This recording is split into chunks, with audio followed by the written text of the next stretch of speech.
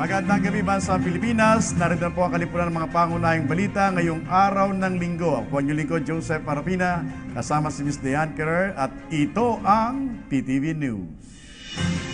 Una po sa ating mga balita ngayon, bumisita si Pangulong Rodrigo Duterte sa mga biktima ng magnitude 6.7 na lindol sa Surigao City.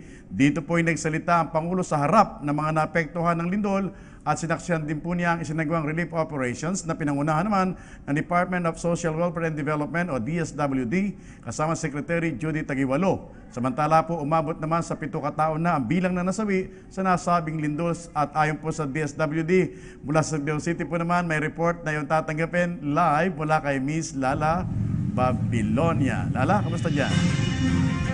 Joseph, dagsa ang mga tao kanina sa Surigao City Hall Auditorium nang bisitahin ni Pangulong Rodrigo Duterte ang mga naapektuhan ng magnitude 6.7 na lindol.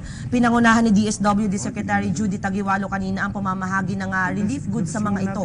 Priority ng pamahalaan ang mga individual na nawalan ng tirahan, mga nasaktan at ang pamilya ng mga nasawi. Yan din ang pangunahing bilin ni Duterte kay Taguiwalo na iniwan niya muna rito sa Surigao para magbigay ng assistance para sa mga nabiktima ng lindol. Ayon sa DSWD, 7 na ang naiulat na patay at wala namang naitalang missing o nawawala. Bago pumunta sa Surigao City Hall Auditorium para i-observe ang relief distribution, nakipagpulong muna si Pangulong Rodrigo Duterte sa mga local government unit at nagsagawa ng damage assessment. Tinira ni Duterte kanina sa kanyang speech ang pagiging laganap ng mga minahan dito sa Surigao. Sa Surigao del Norte pa lang kasi nasa about 23 na ang existing na mining corporations. Kanina nasa Surigao City Auditorium din sina Trade Secretary Ramon Lopez, Budget Secretary Ben Jokno, Public Works Secretary Mark Villar, DepEd Secretary Leonor Briones, DOTR Secretary Arthur Tugade, Energy Secretary Alfonso Cusi at Communication Secretary Martin Andanar. Andun din kanina ang commander ng Western Mindanao Command si Lieutenant General Leonardo Guerrero na nangasiwa rin ng humanitarian assistance para sa mga apektado ng lindol. Ikinatuwa ng lokal na pamahalaan ng Surigao ang pinangakuan sila ni Duterte ng malaking pondo para sa rehabilitasyon na nitong lugar.